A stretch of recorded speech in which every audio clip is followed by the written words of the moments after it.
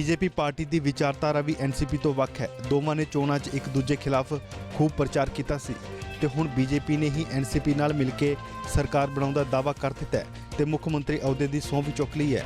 ਹਾਲਾਂਕਿ ਬੀਜੇਪੀ ਨੂੰ flow test pass ਕਰਨਾ ਵੀ ਜ਼ਰੂਰੀ ਹੋਵੇਗਾ ਜੋ 3 ਨਵੰਬਰ ਨੂੰ ਹੋਵੇਗਾ।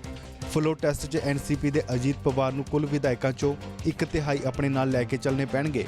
ਇੱਧਰ ਚੋਰੀ ਛਿਪੇ ਐਨਸੀਪੀ ਦੇ ਬੀਜੇਪੀ ਨੂੰ ਦਿੱਤੇ ਸਮर्थन ਤੇ ਕਾਂग्रेस ਦੇ ਨਾਲ शिव सेना ने भी सवाल खड़े किए ने। अजीत पवार की क्या प्रतिक्रिया है मुझे मालूम नहीं। उनकी प्रतिक्रिया जो रिएक्शन है उसके बारे में बोलने की ज़रूरत नहीं।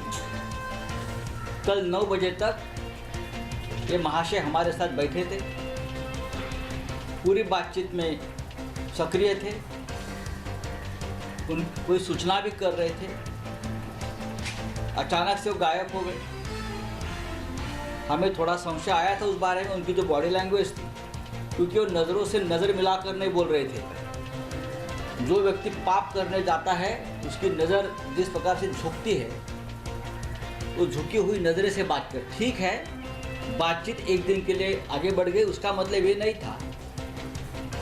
लेकिन भारतीय जनता पक्ष ने राजभवन का जिस प्रकार से दुरुपयोग किया है, फिर एक बार ये इस देश के लोकतंत्र को शोभा नहीं देता। सत्ता, पैसा और मस्ती, ये सब फिर एक बार उसका गैर कानूनी ढंग से इस देश में वापर किया है। मैं मानता था कि इस राज्य के राज्यपाल एक ऐसे व्यक्ति है जो आरएसएस से आए हैं, जो संस्कारी है और कानून का पालन करे। लेकिन अंधेरे में पाप होता है, अंधेरे में डकैती और चोरी होती है, अंधेरे में व्यभिचार होता है।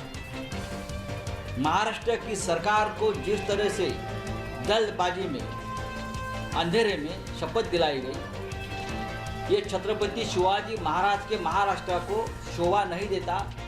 जैसे चुपचाप सुबह सुबह बिना किसी को बताए हुए, सिर्फ मेरे ख्याल से मीडिया के सिर्फ ANI थे, और जिस तरह से शपथ विधि की है उसी से मुझे बू आ रही है कि समथिंग इज़ रॉन्ग समवेयर।